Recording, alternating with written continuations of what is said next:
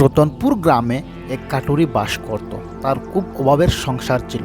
কোনো রকম কাঠ বিক্রি করে তার সংসার চালাতো। কাটুরির নাম ছিল রমেশ আর তার স্ত্রীর নাম ছিল রীতা। তারা দুজন ছিলেন স্বামী স্ত্রী। আরে সকাল হয়ে গেল, তুমি কি যাবে না কাঠ কাটতে? ঘরে খাওয়ার মতো কিছু নেই। আরে রীতা, যাচ্ছি তো। এই বলে রমেশ কাটুরি হাতে নিয়ে জঙ্গলে যায়। আরে বাহ, কি সুন্দর গাছ! এটা কাটলে বিক্রি হয়ে যাবে আর অনেক টাকা পাবো। এই বলে রমেশ গাছ কাটতে শুরু করে। তখনই গাছ থেকে একটি আওয়াজ আসে। আরে ভাই, এই গাছটা কেটো না। এই গাছে আমরা অনেক দিন থেকে থাকছি। তুমি যদি এই গাছ কেটে দাও তাহলে আমাদের পরিবার নিয়ে কোথায় থাকবো? তুমি কে? আমার সামনে এসে বলো। তখনই বুটটি রমেশের সামনে এসে পড়ে। আর রমেশ বুটটিকে দেখে ভয় পেয়ে যায়। আরে তুমি তো ভূত মশাই, আমাকে মেরো না, ক্ষমা করে দাও। আমি আর গাছ কাটবো না। আমি শুধু আমার সংসার চালানোর জন্য কাঠ কাটি। আরে আমাকে ভয় পেও না, আমি একটা আত্মা।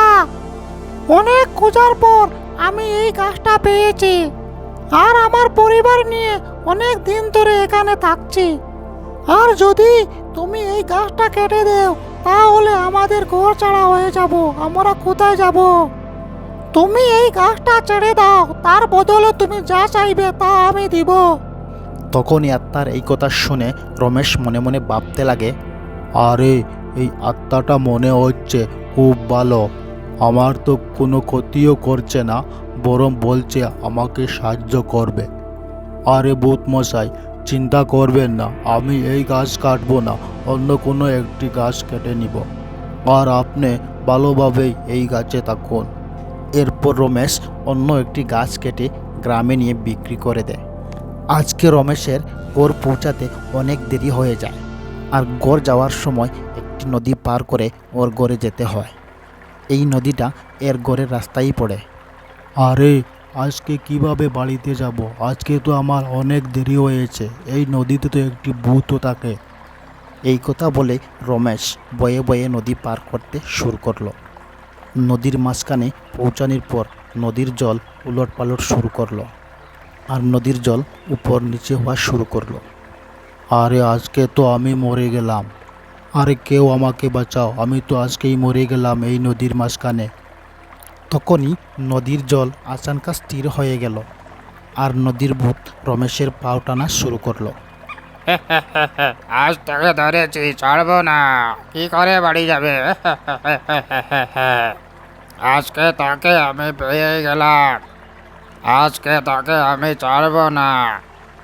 কবে থেকে ভাবছিলাম তুই কোনো দিন সূর্য অস্তের পর নদী পার করবি আর আমি তোকে খেয়ে ফেলবো। আরে আরে, আত্মা থেকে তো যেমন তেমন বাঁচলাম, আজ তো নদীর ভূত ধরেছে। ওর হাত থেকে কিভাবে বাঁচব? তখনই নদীর ভূত আস্তে আস্তে রমেশের পায়ে ধরে নিচের দিকে টানতে থাকে। আর রমেশ আস্তে আস্তে ডুবতে থাকে।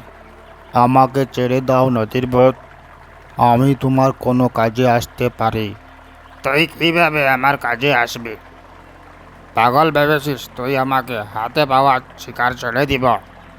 না না নদীর ভূত মশাই, আজকে জঙ্গলে আমি একটা আত্মা দেখেছি। ওই আত্মা বলেছিল ওর মতো শক্তিশালী এই জগতে আর কেউ নাই। এই শুনে নদীর ভূত রেগে যায় আর রমেশকে আত্মার সম্বন্ধে জিজ্ঞাসা করে। আচ্ছা, কে আছে শক্তিশালী আমার থেকে আরো বেশি? আমি সবার থেকে শক্তিশালী। হে ভূত মশাই, আমিও তাই বলেছি। আমাদের নদীতে যে ভূত মশাই আছে সবার থেকে শক্তিশালী। উনার তুলনা কারোর সাথে হতে পারে না।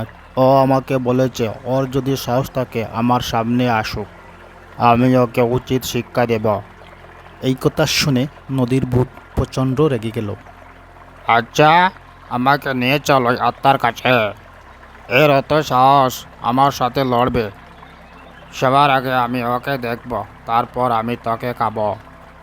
এরপর রমেশ নদীর ভূতকে আত্মার সামনে নিয়ে যায়। তখনই নদীর ভূত আত্মাকে দেখে রেগে যায়, আর আত্মা নদীর ভূতকে বলে, কেন রে ভূত, কি হলো? লড় আমার সাথে। তখন নদীর ভূত লড়ার জন্য এগিয়ে গেল। তখনই দুর্বল বোধ করল। এটা আমার কি হলো? আমার শক্তি কাজ করছে না কেন? তখনই আত্মা নদীর ভূতের উপর হামলা শুরু করে দিল, আর নদীর ভূতকে মেরে ফেলল।